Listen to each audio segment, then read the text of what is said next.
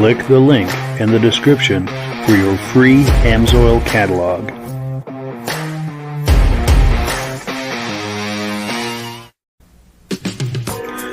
Before we get started, I'd like to give a quick shout out to some of our friends. The Eastern Snowmobile Racing Hall of Fame. Search for them on Facebook. Central Minnesota Pond Racing. Search for them on Facebook. The historic Lancaster Motel for the ultimate Eastern trail riding adventure.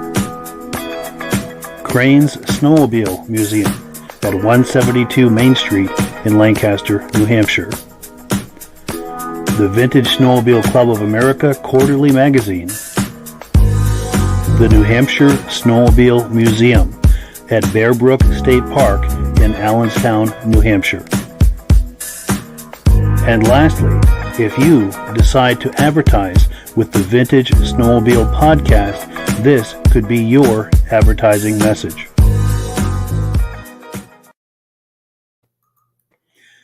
Good evening and welcome to the podcast. I'm really glad you're here. And I apologize, I've got a cold tonight and a frog in my throat.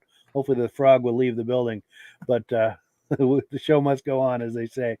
But as usual, I have a robust lineup of vintage snowmobile entertainment on tap for you tonight. But before we get into all of that, I want to make sure that everything is working properly. So if you can see my face and hear my voice, I'm going to ask you to leave a comment. Please let me know where you're viewing this from and whether you are a first-time viewer or a regular viewer. Now, to our first-time viewers, if this is your first time hanging out with us tonight, I hope you have a good time with us, and I hope you decide to join us here each and every Thursday night at 9 p.m. Eastern Time. This podcast simulcasts to 8 different places across Facebook and YouTube. So wherever you're viewing this right now, just circle back in 1 week's time, and we'll be here waiting for you with another fun-filled episode. To our regular viewers who are here week after week, month after month, and season after season, you guys are the ones who make this possible, and we really, really appreciate that. So before we get started, let's take a few quick comments here, and then we'll bring our friends on, and we'll get things going. BCJ Vids is in the house saying howdy. Nice to see you. Our good friend Ben from Vintage Mini Bike Lovers is here. He says, good evening, loud and clear in Carterville, New York. Now, if you like those vintage mini bikes from the 60s and 70s, second Sunday of every month, we do a mini bike podcast right here where you're watching this. So be sure and tune into that. We'd love to have you, and I'm sure you would enjoy that if you like those old mini bikes. Ben also says, I think I read that one already. Jim Holbrook is in the house saying, Thetford Center, Vermont, loud and clear, regular viewer. Nice to see you, Jim. Ivan Mayu is here. It says loud and clear from Sudbury, Ontario. Thank you for viewing tonight. We appreciate that. Joe Zenert is here from Wisconsin. Nice to see you, Joe. Benadim, pardon me. We're going to give a shout out to his YouTube channel here in just a moment. He says, loud and clear from Camden, New York, regular viewer. The Benadim YouTube channel, by the way, that's one of the new places this podcast is simulcasting out to. So we thank that channel. We're going to pop a graphic up on that here in just a little while. Keith Jash is here. He says, hello from Connecticut, regular viewer. Nice to see you. Dave Trim is here, regular viewer, loud and clear from Carthage, New York. Nice to see you. Our good friend and regular viewer, David from Alaska Railroad is here saying good evening, guests and crew. And Mike, appreciate that. Team Bewick is here from upstate New York. Nice to see you. Mad Dog is here. Randy from Wisconsin, regular viewer saying good evening. Nice to see you. Roger Rice is here from Pitcher, New York. Nice to see you.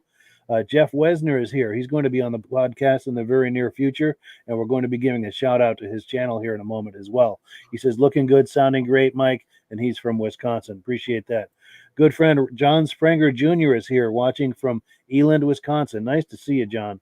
And, of course, our good friend Glenn Ford is here. Says good evening from Vernon Center, New York. One more comment. We'll bring our friends on here and get things started. Anthony Nabozny is here. He says, first-time viewer, loud and clear from Brighton, Michigan. Well, thank you for joining us, Anthony. I hope you have a good time with us tonight, and looking forward to getting to know you a little better in the comment section. Let me bring our guests on here, and we will get this party started.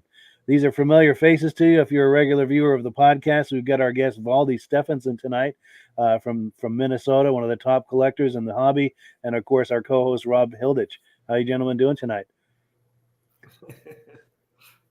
Doing good, Mike. Good. Well, cool. Valdi, we're going to take a deep dive on your vintage snowmobile collection tonight. We've got some video clips that are going to kind of tell the story. But before we do that, do you want to give us maybe a little backstory on how you got into vintage snowmobiles and got into collecting them? And is this something you were doing from back in the day? Oh, sure. I grew up in Canada. This would have been in the 60s. And I grew up on a farm north of Winnipeg, and there was a lot of winter there. And so we had snowmobiles the whole way through.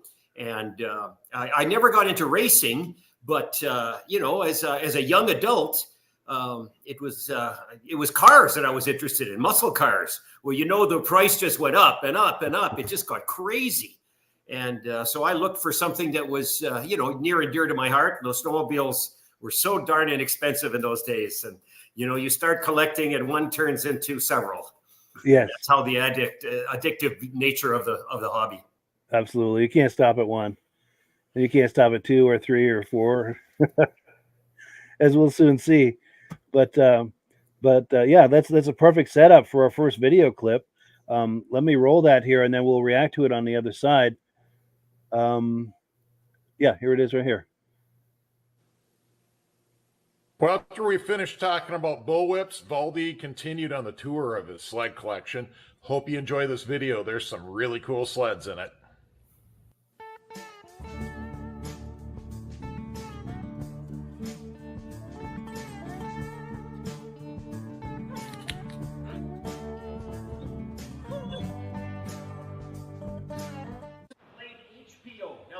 Company, Carpet Brothers up there in Evelyn, we're making these snowmobiles. God bless them.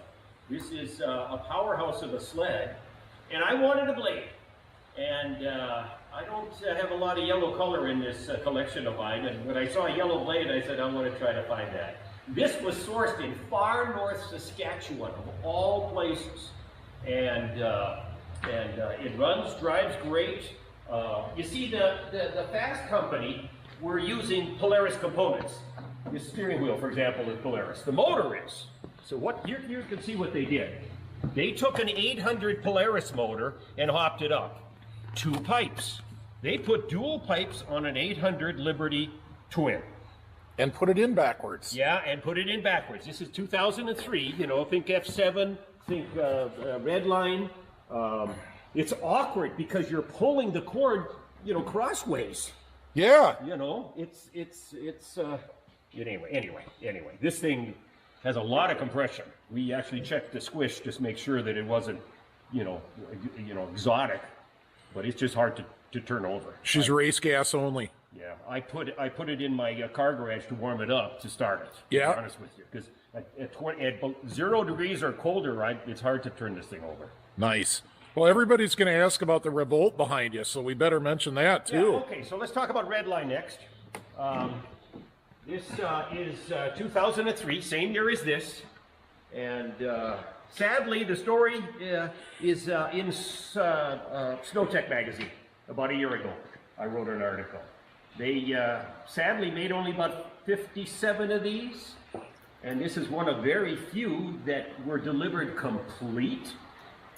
Okay, it is one of the very few that runs and drives, and this is unique in so much as it has a proprietary engine.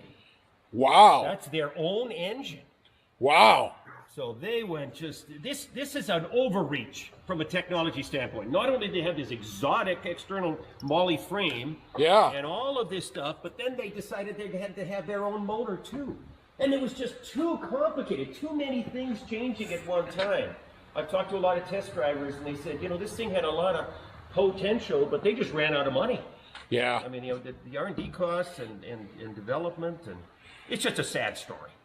Wow. So I'm so proud to have this. I actually sourced this guy in California.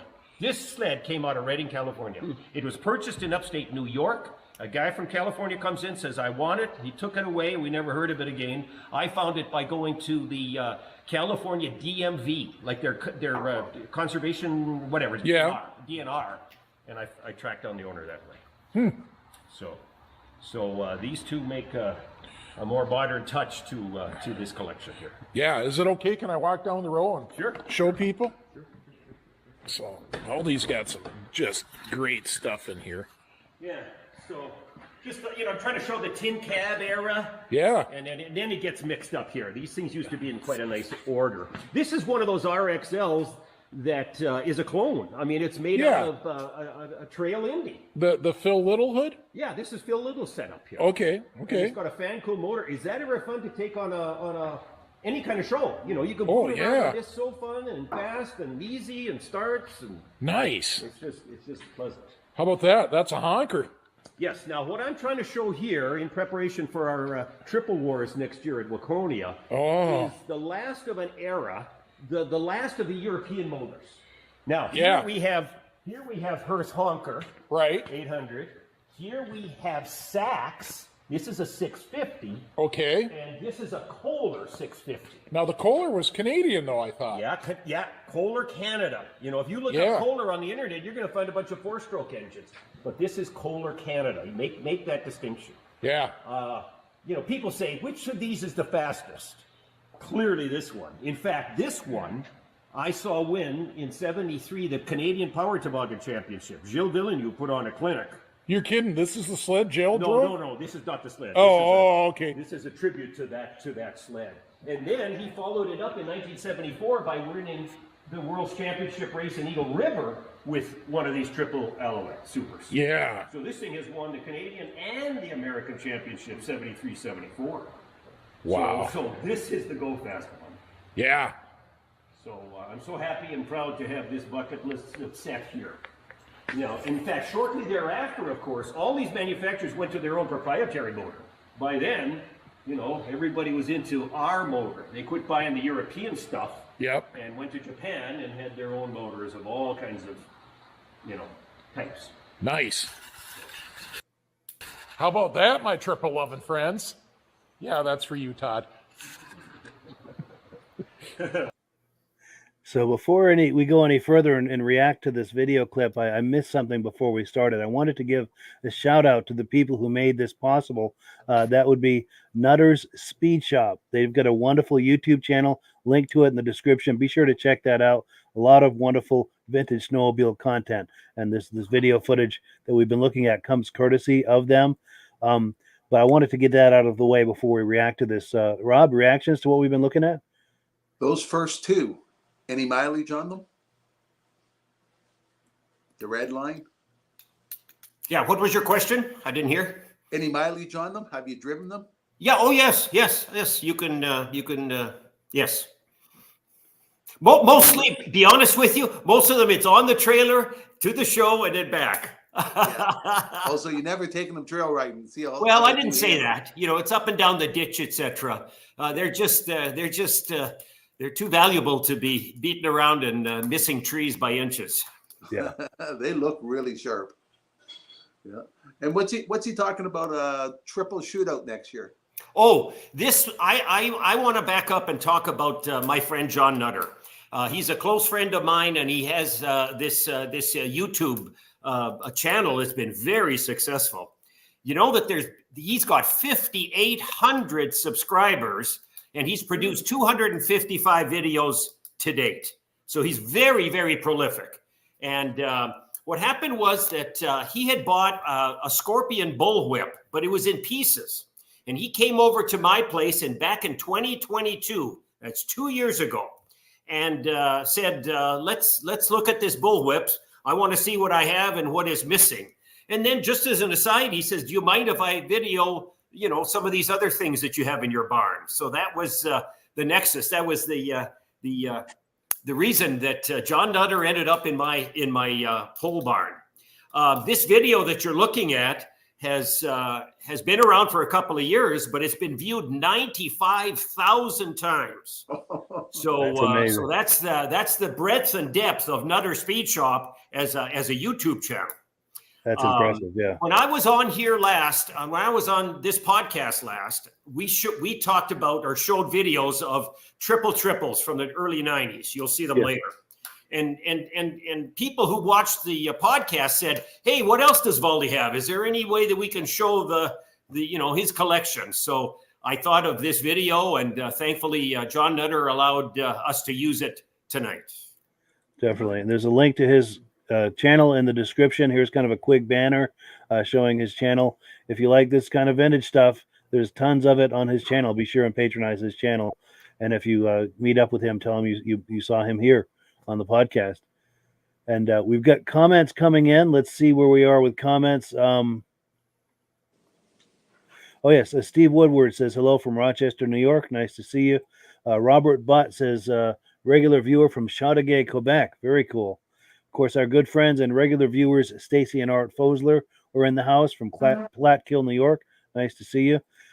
David from Alaska Railroad says, I'm one of Nutter's subscribers. Great channel. Outstanding. Well, that's cool. Very cool. And then Ben from Vintage Mini Bike Lovers says, I've watched Valdi speak about his collection before, and I appreciate his passion, but his historical knowledge is equally impressive. Thank you for that compliment. Nice. And then Ivan Mayu says 1974 was the first year for the Snow Pro sleds. It's amazing that Gilles Villeneuve, I believe he's talking about, yes, was able to win the world championship on a non-Snow Pro 73 sled. Yes. Anyone want to weigh in on that? As far as Gilles Villeneuve and oh, it was amazing. When I saw him win in '73 in the Beaujeu races, the Canadian Power Toboggan Championship, that green bus showed up with Jacques and Gilles, and they put on a clinic. They won every heat race except the 340. Lofton was very good on his little Arctic Cat, but they won every other heat race and the final in one day, in one event. And we all left that stadium in shock. You were either a Polaris guy or an Arctic Cat guy or a Skidoo guy, and we all just said, "What just happened?" It was amazing race. Yes, and all these decades later, it's still talked about. That's cool. Also, Reese Fleury is in the house saying, good evening, all. Very good to see you. Appreciate that. And before we move on to what's next, was there any other comments either from our viewers or from Rob and Valdi on what we've been looking at just now? So what size is the motor that's in the red line? Oh, it's an 800 twin, 800. And Well, the pipes are so big on it. proprietary engine. And so it's very unique in so many ways. Engineering wise, they didn't use any off the shelf parts. They went all out. And sadly, they were just undercapitalized. That company made 59 of those. The board of directors had an emergency meeting. The bean counter said we're bleeding red, and they changed the locks on the factory. The employees came. That was on a Saturday. The employees came to work on Monday to find the doors locked, the company in bankruptcy. Oh. Now, they did ship some of them out, not made? Yeah, well, about 57 were shipped, 59 including prototypes. That's the total count. Oh, yeah. The one that I have was delivered to Bob Weaver Motorsports, upstate New York. Wow. Yeah, you're right. That's such a sad story that was just came to a halt the way it did. Yes. It would have been interesting to see, if they'd had the financing to keep going with that, to see where that would have gone. Mm-hmm. And I'm having very good luck showing these. You know what I mean? You wouldn't think that 2003 is that old in our vintage hobby, but I take these to shows, and that's where the attention is. It's amazing. The national show was in Duluth this year, and they got a lot of traffic, a lot of questions, a lot of interest. So even, as I said, I want us collectors to start moving forward in time and start collecting, machines of that era. Yes, good point. And then we've got a couple of more comments that have come in. Ben Adim is here. He says the lineup of sleds is top notch, but he says he's also admiring the shop as well. Not only is the shop huge, but it looks incredibly clean and well organized. Absolutely. And Michael Gifford says, awesome sleds. David Trim says, what was the original price of that when new? I believe he's talking about the red line. Yeah, I'm not quite sure. Remember, they went into bankruptcy as the sleds were delivered to the dealerships. I was on a list and I was going to get one. and I think it was like about $10,000, which is a huge price bump from the others on the market. Or was it 12,000? I remember it was thousands of dollars more than a top of the line from the other brands. Sure. And so they were a premium price. This was going to be the Ferrari of the snowmobile world. Yes, I remember them saying that. Yes. Yeah, because I was reading Snowgoer and American Snowmobiler and all that in the early 2000s, and that was kind of the buzz in the magazine around that. Also, we've got a couple of other quick comments. Dirk Seams, our good friend, is in the house saying hello from Ottertail Lake, Minnesota. Nice to see you. Ben also says Valdi makes a great point about needing to move the collector classes forward into the 2000s. Absolutely. There's a lot of interesting stuff in the 90s and 2000s, for sure. And then Jeff Wesner says, saw the sleds at the National Show. There's one at the Hall of Fame in St. Germain. Good to know. And also, I've got a link in the description to Jeff Wesner's Facebook page, Snow Tracks. There's a link to that in the description. Be sure to check that out. He does a wonderful Facebook page there on snowmobiles. Dave Trim says, huge price back then. Yes. And Mike Whiteside, our good friend, says, I'm late. My bad, but hi, guys. Nice to see you. Better late than never, Mike. Good to see you. Well, cool. So I'm going to remove this, and we're going to get into the second item here. Let me get to where I need to be. We're on item number 2, announcements and Amsoil. And Rob, if you're ready, we're going to put you full screen and give you a chance to talk to us about Amsoil. I think he's putting on his Amsoil jacket. I'm ready. There we go. He is ready. You're not kidding. You get ready for brand new FRX Amsoil jacket, brand new hat, good for 40 below. 40 below Fahrenheit, same as 40 below Celsius. It gets cold. Yeah. So Amsoil has a number of great products that you gotta be using. For the newer machines, the injector oil, Amsoil has Interceptor. Now for the older guys, that premix, Amsoil has 100 to 1, 8 ounces to 5 gallons of gas.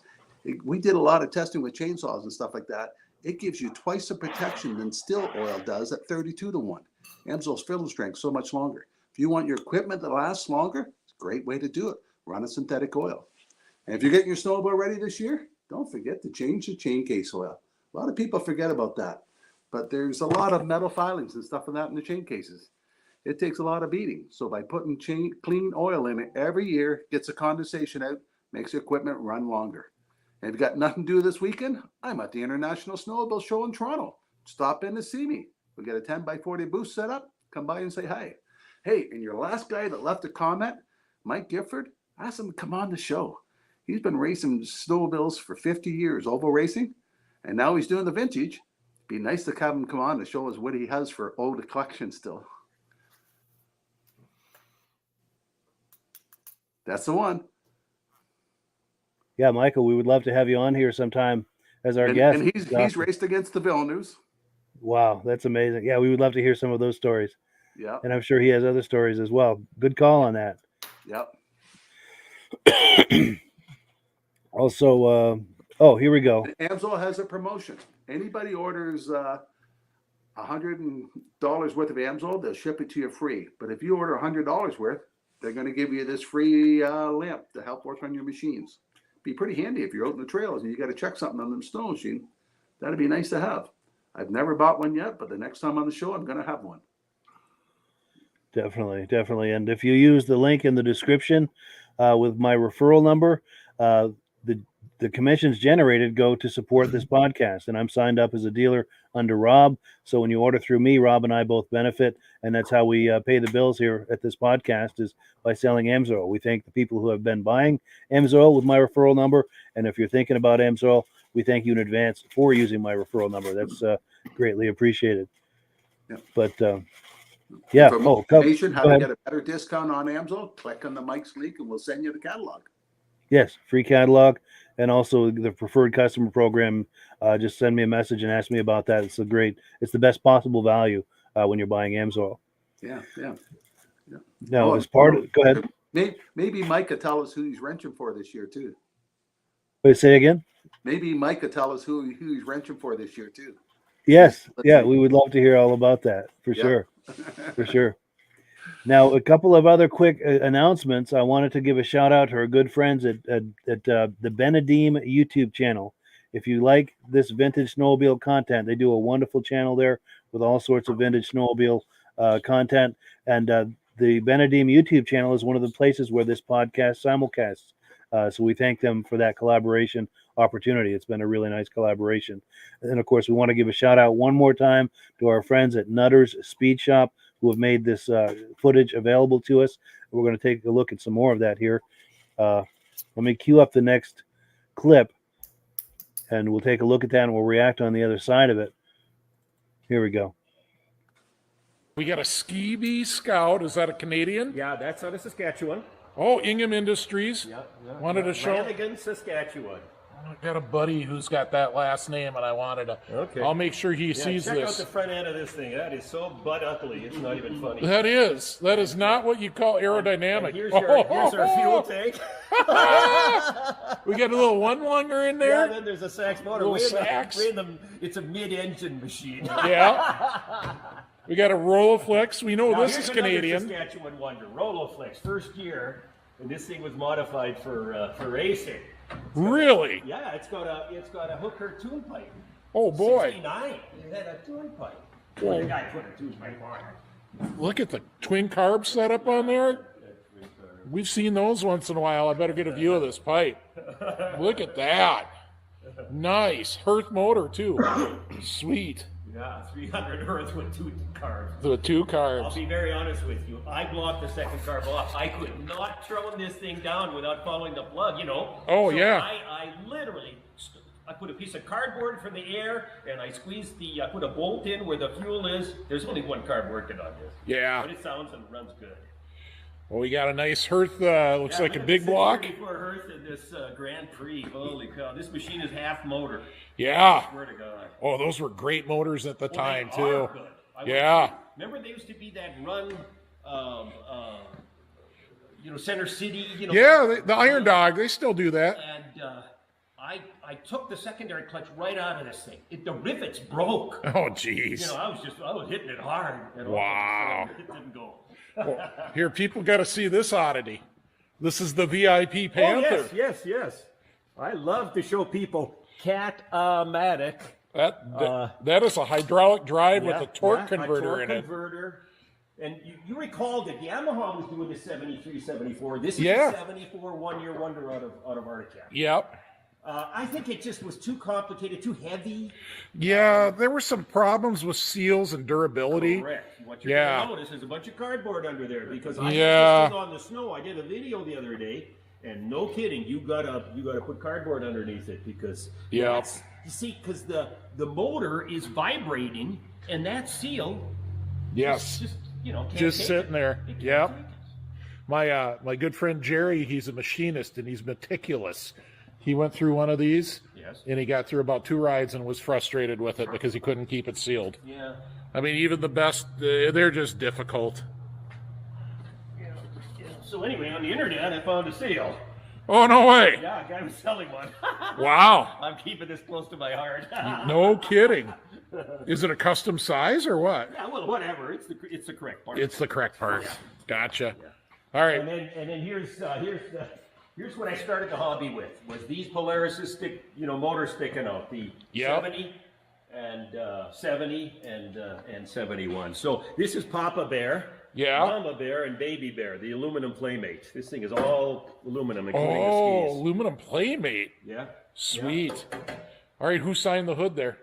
This is the racer, the guy from Calgary, Alberta. I drove all the way to Calgary to get his signature. Schoenberg, by kidding. name. No yeah, I sent kidding. him an email because I found his name in race, the results, Yeah. and looked him up in the phone book in Calgary, and he answered. I said, "Did you race?" He says, "Yeah, I was the Western Canadian race manager for Polaris." Oh, wow. I said, "I'll see you soon."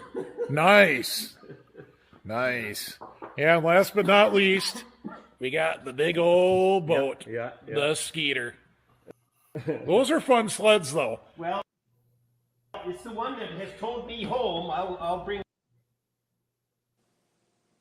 a two-place trailer with this one and then into these others, and I'll sadly admit that I have used this one to haul the dead one back. I've had the Johnson version of this sled twice, and This thing is full featured. Like they're just fun. And everything from a neutral, cut out to Cigarette lighter. yeah, down to a cigarette lighter. and it doesn't end there. We got a snow Gia hiding back in the corner. Snow Gia, okay. I stand corrected. Well, cool. Yeah, that's amazing stuff there. Reactions to that, Rob? No Kia. Never heard of that. Where did it come from? Snow Gias were made in Italy, believe it or not. And the company was broke by the time the ship brought the Snow Gias into the New York harbor. They were selling them cheap on the harbor. Oh no! What was in it Wow. for? Oh, they had, like I said, it was a copycat of a 1966 Polaris, reverse engineered, and they had a plastic grill. Notice there's no front grill on that snowmobile because it was cheap plastic and it didn't stand the cold weather. Wow.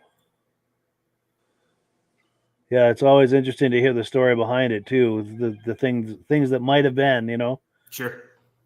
And I like these Polarises and. So you'll see a lot of Western Canadian sleds, and that's because, I'm a dual citizen. I travel back and forth quite a bit, and I had some connections in the prairie provinces. And so I end up with Snow Scoot and Ski Bee and some of these Western Canadian built brands. That's cool. Yeah, I especially like this one here. That's unique. I've never seen anything like that before. Yeah, that's so ugly, it's cute. Exactly. And I'd never seen the automatic Arctic Cat before. Oh, that VIP, yes. Let me go back to that. Are they right very there. common at the shows? Yeah, it was very linear in its drive, but it just didn't perform well. It didn't have that fun factor. It was like an electric vehicle or something, where it just buzzed up and it just didn't have much pizzazz. Very expensive. It was also in 1974 an attempt to Arctic Cat. They made it chocolate brown, kind of a dark chocolate color. So it was too expensive. It was the most expensive in their line. It had that unusual, torque converter transmission, and it was the wrong color. So it was a 1-year wonder for Arctic Cat. 1 year. Wow. Yeah, we do have some comments that are coming in. Let's see what we've got here. Alan Gove is here. He says, good evening. Nice to see you. I'd like to have you on the podcast sometime this season. Also, Reese Fleury is saying, Valdi, do you ever ride that red line? The answer is yes. I'm going to do a better video of it, but it's fast. Wow. It's fun. Yeah, even if it's just yard riding, we'd love to see some. Yeah, drive-bys that's what I on mean. that. That's what I mean. Yeah, some drive-bys. Love to see some drive-bys on that. And Mike Whiteside says, wow, incredible collection, sweet. And then, oh, here we go. Mike, David from Alaska Railroad says, I owned an Arctic Cat VIP. He traded it for a 76 Polaris TX. In all honesty, he says he wished he still had the TX. Those were nice. We had one of those. Oh, and Reese Fleury says, can't wait for that yard riding video on the red line. Okay. Well, let's hope for snow. Yes, yes. I'm ready. Now, did we have any more on this video clip before we move on to the next one?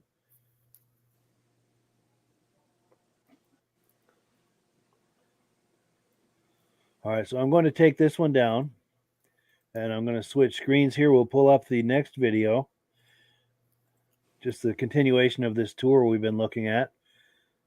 Yeah, right here. Let's take a look. So what is this blue sled? Well, this is very unique. Nobody's ever seen a polar bear. These were made in Wallingford, Connecticut. Wallingford, Connecticut. No This kidding. guy was an aviation, he had a lot of military and contracts with the federal government. Okay. And he just wanted something to keep his guys busy. So this is a very unique, very rare sled. That's And, cool. nobody, like I said, nobody sort of heard of this guy. Yeah.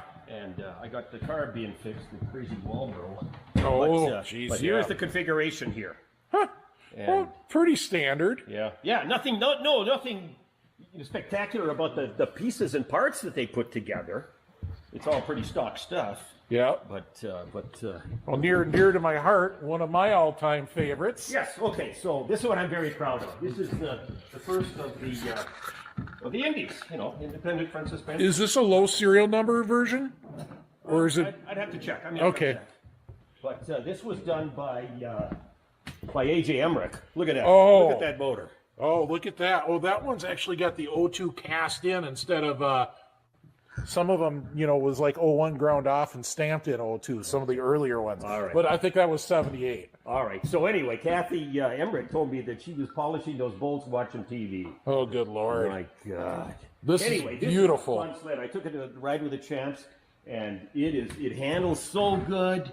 I mean, it just, Polaris made hay when they came up with this Indy. Well, you know what my main rider is now?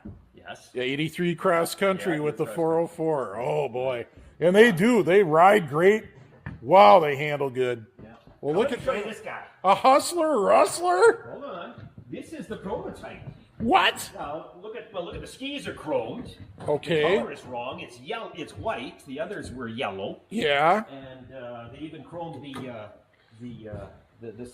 cover panel. Like a marketing machine. Yeah. They- This was the prototype that Fox used to sell this. He was creating dealers. Okay. This was the one that was on the carousel in Minneapolis during the summer show, the Snowmobile Dealer Show. It really was the marketing Oh, yeah. machine. Oh yeah, this thing has never been started. Wow. Never. What? The production models had a gas tank there in front. Oh, wow. Look, this has never been run.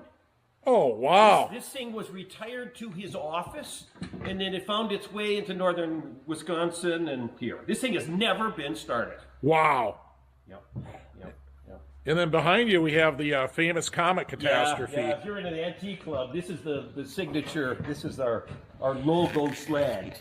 Yeah, everybody asks about the comet catastrophe. You want to give your take on that? Well, it was just. Why? Skidoo had a front end machine. Okay, Polaris is running all rear engine machines in the 63, era. Yeah. And there's images of them going out west in the spring, and they had a Skidoo as comparison. And this was their first attempt at a front end machine. And boy, it's the drivetrain. I mean, this thing just would get stuck anytime. Was it the track or? Yeah, clutching the track. The clutching and the track were both bad. It's so intricate. Oh yeah. It's just anyway. Our friend has one hanging up at the ceiling of his pole barn, and you can walk under and look at the track, and it's not good. So I start this thing and just let it idle all afternoon at some shows. Sure. People love to see that little flicker on the headlight. Oh, 8-horse Kohler, yeah, pre 2-stroke era. Yeah. So Let's see what else we got. An Alouette, we got a butterscotch boa. Those are awesome. Cool 70s sleds. 77. Now, what's the last year of production on boa? I think this is last year. 77. Okay. Yeah, 77. Then they're both Canadian sleds again. Yeah. Yeah, that's some amazing stuff right there. And reactions to that? Okay, the Fox Track. Who owned Fox Track?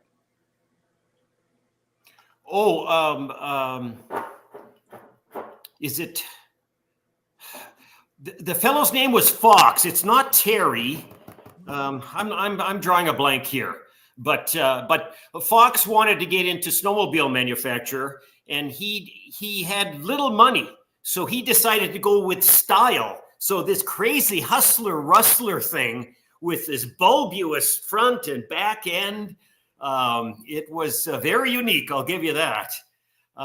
He put a young lady in the 1968 I-500 race from Minneapolis to St. Paul, and she finished in it. So that was their advertising campaign. If it can stand 500 miles of racing. And remember that he had started with Snow Pony. Remember the Snow Pony brand? He Yeah. sold that. He was big at developing these brands, but when it came to manufacturing them, he thought that was boring. So he produced Snow Pony, sold it off quickly, and then produced Hustler Rustler, and then that got sold to a company in Canada, Saint Marie, Ontario, or something of this nature. So you can love or hate that style, but that was his unique little niche in the snowmobile marketplace. It's true. It doesn't look like anything else. Go ahead, Rob. I'm sorry. Machine that's never been run. It's just that's their demo. Yeah, that's amazing. And then I had a question about that Boa ski. It sounds like that was the last year of the production for that. Let me find it. I also remember a Boa ski, a very similar styling, but with more colors on it. Yes. Was that a different year? Mike. I'll say this. Those are the same years. This Same one year. we call butterscotch, but they also made a black one, and those 3 vertical slots were different colored. Those are gorgeous looking sleds. Same year. Their last year, as a matter of fact. Wow. Yeah, those are really nice looking sleds, I always thought. And it comes off nice in the butterscotch as well. And then this one here, I believe Paul Crane has one, and I've got an interview with him talking about the very thing you were talking about. And I'll try to find that when we're playing the next video so I can play it afterward. If I can find that, I'll try to play that so you can kind of hear some more on that sled. But we do have comments that have come in. Find my spot here. Oh, here we go. Jane Murray says, nice sleds. This is from Ken and Jana in upstate New York. Very cool. Oh, yes. I had lunch with them, with Stacy and Art Fosler. Let me see. Here we go. The couple in the back. We had lunch with them a few weeks ago with Stacy and Art Fosler, who are regular viewers of the podcast. I'm really excited that they're on here tonight. This is wonderful. Well, cool. Hello to Ken and Yana. Okay, so Ben from Vintage Mini Bike Lovers is here. He says, here, think snow early and often. Yes, that's the secret, I think. Josh Leverker says, good evening, loud and clear from Tug Hill, New York. Nice to see you, Josh. Pardon me, I'm losing my voice because I've got a cold. But Ben from Vintage Mini Bike Lovers says, that Hustler looks like a very interesting sled, for sure. And Jeff Wesner, who's going to be on here sometime in the next few weeks, he says, what a great history in that pole barn. I've never seen these unique sleds. Great job. Very cool. Rodney Dragan says, Fred Fox. So he must be talking about. Yeah, thank you, Rodney. That was the developer of these the Hustler Rustler as well as the Snow Pony. Nice. And then Benadim says, love the style of that Boa ski. The design was ahead of its time, for sure. And then David from Alaska Railroad says, I'm sure amazed by Valdi's knowledge of these sleds, a pure encyclopedia of old snowmobiles. Absolutely. Cool deal. Getting some good compliments tonight, Valdi. Bring them on. That's right. Well, you've earned it. Let's see. Oh, and Stacy and Art Fosler say, really nice collection. Very cool. All right, so unless there's any more on this clip, I've got another clip to run, and while that's playing, I'm going to see if I can locate the clip of Paul Crane's sled, like this one we're looking at here, and hear his take on it. So let me remove this, and I apologize for the coughing and everything. I'm struggling with a hell of a cold, but let me cue up the next video clip, and I'll go hunting for that video, and maybe we'll have a look at that on the other side. Here it comes. And then here's a bevy of first-year triples. These are both 92 and 93. So here we have Thundercat.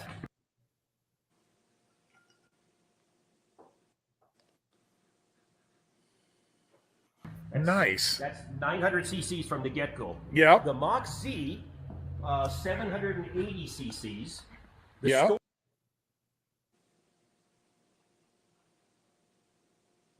Storm was 750 for 1 year, and then the next year it turned into 800. Same here. This VMAX 4 in 92 was a 750 the next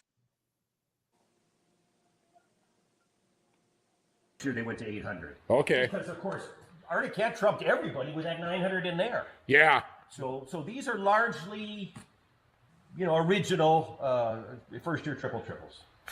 There you go, my triple loving friends. Okay, Todd, I did it again. Here's a pretty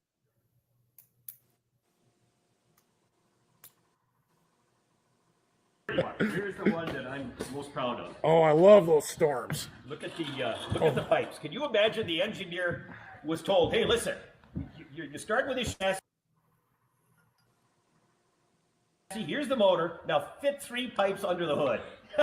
Yeah. This is the result. This chassis we designed for a 340 twin. Yeah. We'd like you to stuff a 750 triple with 3 pipes under there. No kidding. And so heavy too. Yeah. You know, if you bought this sled, the first thing you did was read the first magazine, and the aftermarket was selling lighter stuff and better pipes, you know, so everybody jettisoned this original stuff. The hard part about all 4 of those was to get original pipes, to get one that was original. And that wasn't easy, to be honest with you. These were sourced all over North America to get those ones that were not modified. Do you know what we call these case reed triple Polaris's? Extra heavy triple. Oh. We got used to. How dare they call them extra light? Well, no, we got used to the monoblocks. They're nothing, and then we're trying lifting storms and ultras. Like, oh, that's a 2-man lift. If you're over 50, anyways. Oh, the lovely Scorpion. Oh, I do love these. These are nice sleds. That is a beautiful example, Valdi. Cuyuna, Minnesota made. Yes, sure. Nice. Cool. Oh, I didn't even get the wild one or the Hiawatha. Yeah. How about that? Wild one? Wild one, I think it's known because of its large size hood. I mean, it's physically quite wide and large. That's a wide ski And I stance. just like the coloration, you know, with this orange and white. The windshield is off. We're going to try to make a mold for that windshield. Sure. Is that another one of your Canadian sleds? Oh yeah, sure. With, Okay. You know, Regina. How about this Hiawatha? Well, this Hiawatha is kind of an odd one because many of you might recognize the Larson. This was my Larson. Okay. And what, of course, I want is the Canadian version of it. Okay. And they flipped that in Canada. This is called a Hiawatha Hurricane X17. Marshall Wells was a like a hardware store. And they private labeled this Hiawatha Hurricane X17, which is identical to this Larson except different colors. Notice the blue chassis instead of white. Did Polaris make it? Wouldn't that be cool to have one that has this different coloration? So did Polaris make this for Larson? It looks like Polaris skis. This was made in Beaujeu with just a hodgepodge of parts. Okay. The answer is yes. Beaujeu, we're at the Polaris, Yeah, Canadian Polaris Polaris was plant. putting these together, right? Okay. Right. Good So to know. That was their specialty, was the private label for Canadian outlets. Neat. These American brands with different names, different coloration. Yeah. Cool. Good stuff. Snow Scoot. Is that Canadian too? Now here's another Calgary. made in Calgary, Alberta. Very few people know that they made these things for 3 years, 65, 6, and 7. And again, lovely treatment. This reminds me of a 1950-51 Studebaker car. Remember they had that? Oh, yeah. So just another little piece of the Canadian history here. Nice. First year Yamaha. Oh, 68. Sweet. Yeah, 68. In the what? And it's about the Yamahas that I bought new. You know, I was a Yamaha guy until they went to 4-stroke, and then I said goodbye. Yeah. Now, what's this creation on the end? This is actually a Larson. Oh, it is. Larson. And made in Little Falls, and their catalog showed that one. And Larson Boat Company. yeah. So I found this on eBay, and it came out of all places.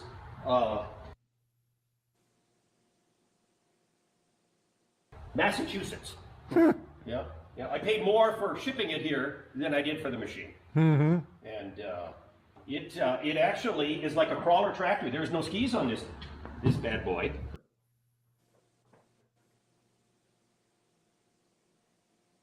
Three speeds forward and 1 reverse. Okay? And a ton of chains that go back and forth. Because when you pull on this lever,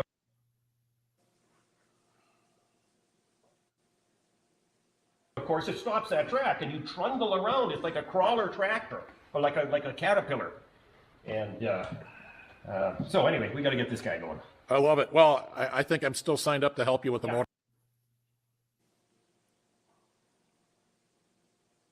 mount.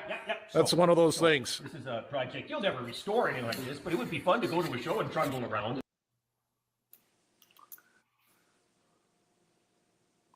And say, this is a Larson, believe it or not. So if you want to see me helping Valdi with the motor mount, Next project. you gotta pipe in, and that we'll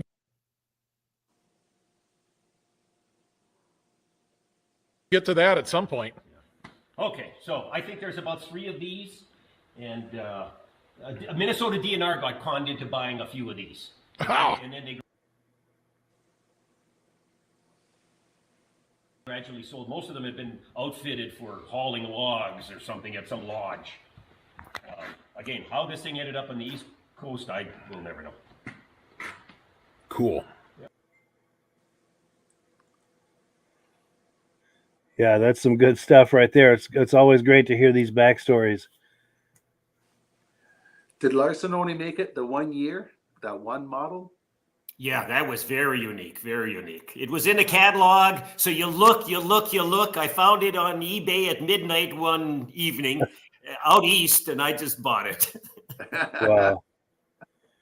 That's amazing. How long have you owned that for? Oh, probably about 7 years. You heard me. John and I are going to get that thing running. It has a big 372 JLO engine that's mounted backwards, and we'll get that thing going. I'll trundle along and make some education, at these shows. That's You have amazing. a great collection there. Yes, for sure. And was there anything else we wanted to take a look at while I'm scrolling through here? No, that's sort of a circle tour around my barn. Yeah. Any other So a questions? lot of Rob? oddball stuff, a lot of Canadian, flavor to this, and it's been a fun time. Yes. And if you look Very on the cool. background, he's got a lot of stuff on the shelf still. Yes. Spare motors, spare clutches. Yeah, a lot of cool stuff in there for sure. And we want to be sure and thank Nutter's Speed Shop. They're the ones that do the YouTube channel where this video comes from. This comes courtesy of the Nutter's Speed Shop YouTube channel. There's a link to that channel in the description. I highly encourage you to go over there and check that channel out. They do some excellent content on vintage snowmobiles, as do our friends at the Benedim YouTube channel. Trying to get that graphic up. That's the Benedim YouTube channel. Is one of the places where this podcast simulcasts out to. So we encourage you to check out that channel as well. Link in the description. Also, there's a link in the description to Valdi's YouTube channel. He does a wonderful YouTube channel, and I encourage you to click that link and check that as well.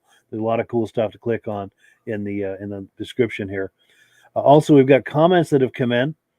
Trying to find my place here.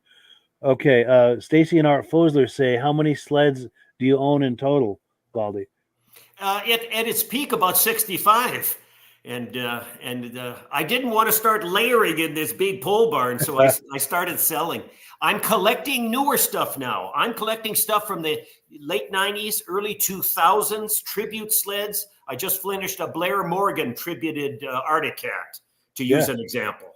So, Great idea. So I'm moving forward in physical time. Because that's a new audience for us us old snowmobile collectors. Yes, it's true. There'll be more and more interest in those too as the years go by, for sure. And here's a nice compliment for you, Valdi. Mike Whiteside says Valdi is a sled god, and can't really dispute that for sure. Absolutely. Steve Woodward says incredible collection. Roger Rice says, Mike, can we get a shout out for the vintage show this Saturday, the 26th, at the Living History Museum in Cortland, New York? He said, great show and great folks. Great idea. Yes. Pardon me while I cough here. I'm going to leave this comment up on the screen. So if anyone is in upstate New York, make a note of this and please patronize that show. And if you go over there, tell them that you heard about it on the podcast. And that's one of the things I like to do with this podcast is get the word out about events and happenings in the vintage snowmobile hobby. So yes, thank you for sharing that, Roger. Steve Woodward says, Valdi, how long have you been collecting? Oh, I would probably say going on 30 years. Wow. Wonderful. And then Ben from Vintage Mini Bike Lovers says, great collection. Appreciate you sharing this with us, Valdi. Yes. Mad Dog says, great tour. You have some nice stuff in there. Thank you for sharing. And let's see, Glenn Forrest says, great collection. Love the backstories on the sleds. And then Jacoby Stevens says, good to go. Thank you. Thank you. I think that's what he's saying there. I think that's what's happening there, but I'm not positive. But while we were playing this clip, I was looking for that interview I was telling you about with Paul Crane, and I found some video clips from that day, and I didn't label them very well. This is the only clip, kind of process of elimination, that it could possibly be. So I'm going to play this clip. It's an interview about something. Let's take a look here. Oh yes, here it is. Let's take a look, see if this is it. It's taking a moment to load.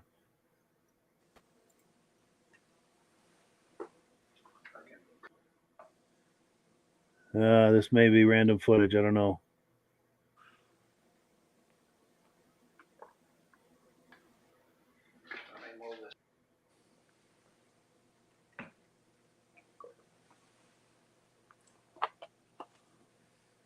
And it's choking too, unfortunately.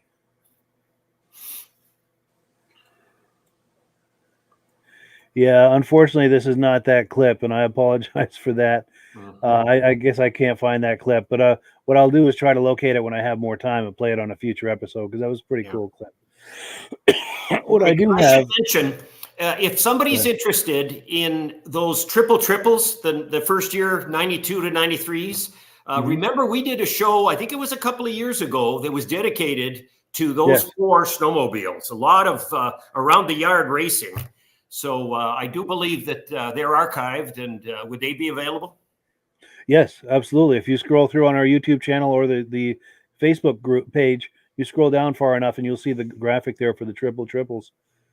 And that was a great episode. I think that might have been last season. We had a lot of fun with that. Mm-hmm. And I do have, in the few minutes we have left, I do have another clip I wanted to play tonight in case we were short on time. This is one of my favorite video clips. This was at the Washington, Vermont Vintage Snowmobile show. And the reason it's one of my favorites is because I was hanging out with I think 3 or 4 generations of a family that had some cats from back in the day. Pardon me, I've got a hell of a cold. But as we got talking, the whole conversation just took on a life of its own, and they started telling stories and hamming it up and just having a great time, and the thing just took on a life of its own. And because of that, it's one of my favorite clips. So I'm going to cue that up here, and we'll play that, and we'll have a good laugh over this. This is fun.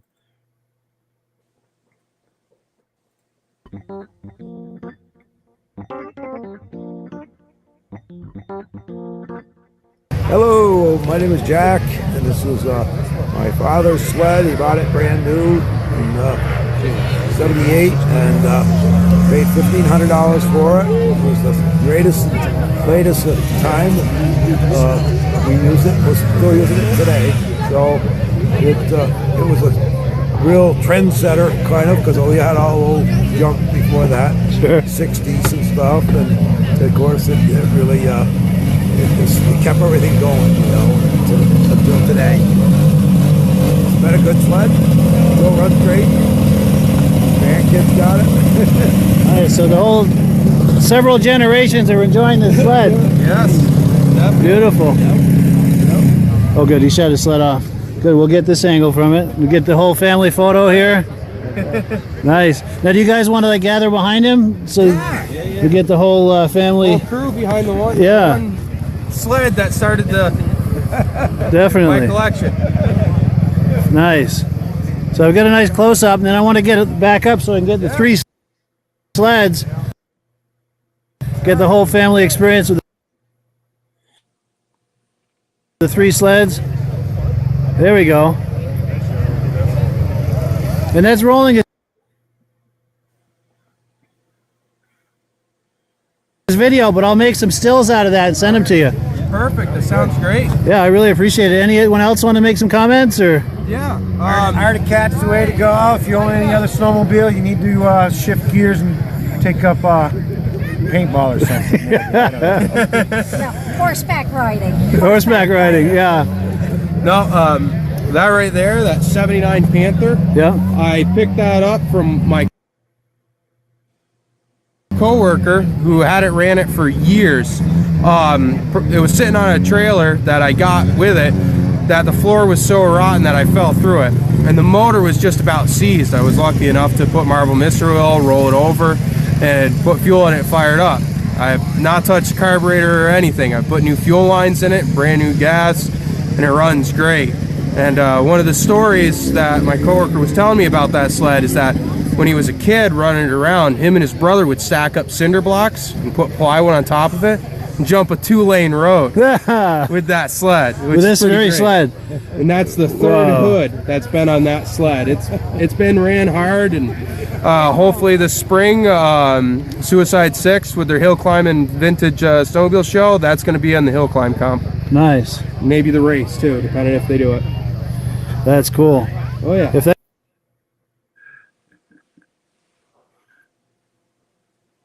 sled could talk, huh? Oh, it's had a long life. Nice. Well, at least you're here to talk about it. You know? Oh yeah.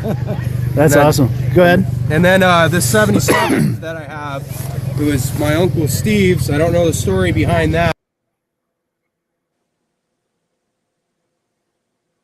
but he moved out of state, far away, and so it was given to my uncle for storage. And then 2 weeks before the show, I actually got it running, had to pull the motor out, clean up the stator, put it all back together, and rewire the motor. And it's a great running machine. Haven't done anything with the carburetor either. Just sat before ethanol fuel. Wow. It's the main thing. Wonderful. Great Arctic Cat sleds. Absolutely. That is awesome. Any other thoughts before we finish? Oh, good. Vintage Arctic Cats. They are the best. My favorite anyway. Good deal. Well, thank you guys. Right.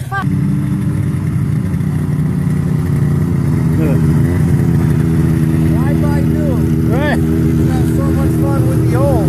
It's true. Relive the past. It's a time capsule. Yeah, that's sweet.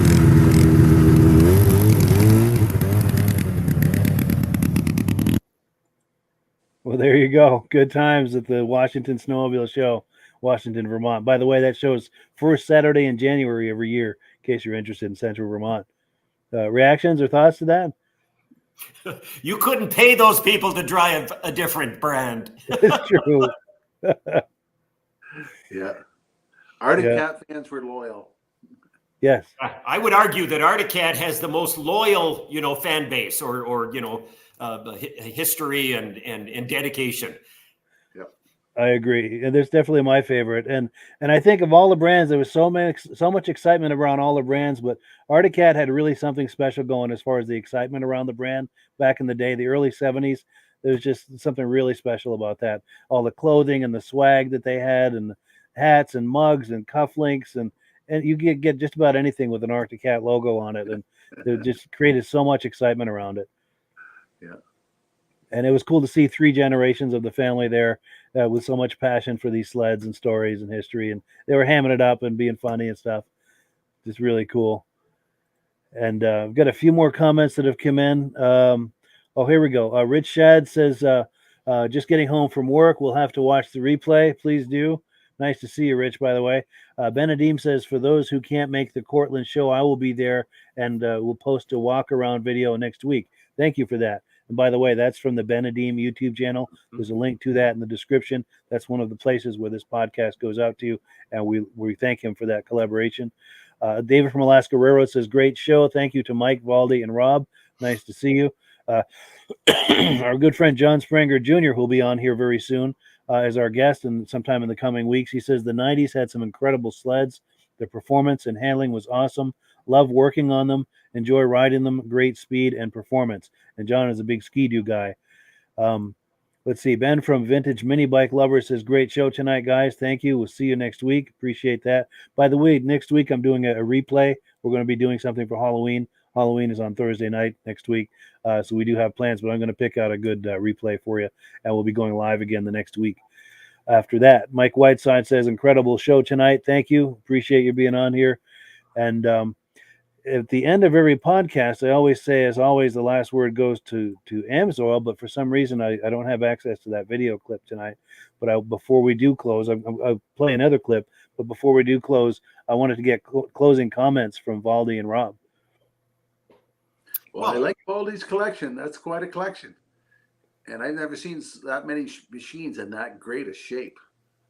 You've been working on it for a while, eh? I had to move out into the country. And when I was buying a new house, the two criteria was I had to be on a paved road and had to have a big barn. Nice. Well, that paid off for sure. That's a great collection, and glad you got to share it with us. Yes, thank you. Yeah. Thank you so much for sharing with us. And it was also great to meet you in person a couple of years ago out in Old Forge at the National Show. Definitely. Hopefully we'll meet again in person again sometime. But what I've got for a closing video, since I don't have access to that Amsoil video, my good friend who I believe is watching tonight, he's got a snowmobile trailer for sale, and I've got a video clip of that. So I'm going to play that, and we'll call it a night. But thank you so much to Valdi and Rob for being on, and for all our viewers. Oh, we've got a couple quick comments that have come in. Benadim says, great collection. Thank you for sharing. I've never seen so many sleds. Never heard about them all in one place. Pardon me. Keith Jash says, thank you for an awesome show. Also, thank you for sharing your collection. Very cool. Yeah, and Valdi got some well-earned compliments tonight. We love to see that. Well, cool. So as always, instead of going to our friends at Amsoil, we're going to take a look at my friend Jeff's snowmobile trailer that's for sale. And we'll catch you guys all in 2 weeks. But we've got a replay next week, so there'll be something in this time slot. Have a good one, everybody. Have a good night.